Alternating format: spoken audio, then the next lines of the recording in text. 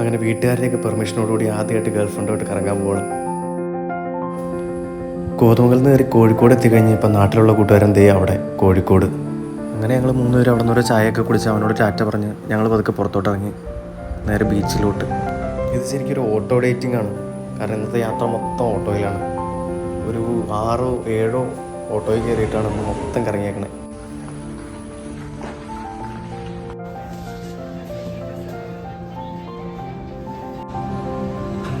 എന്താണ്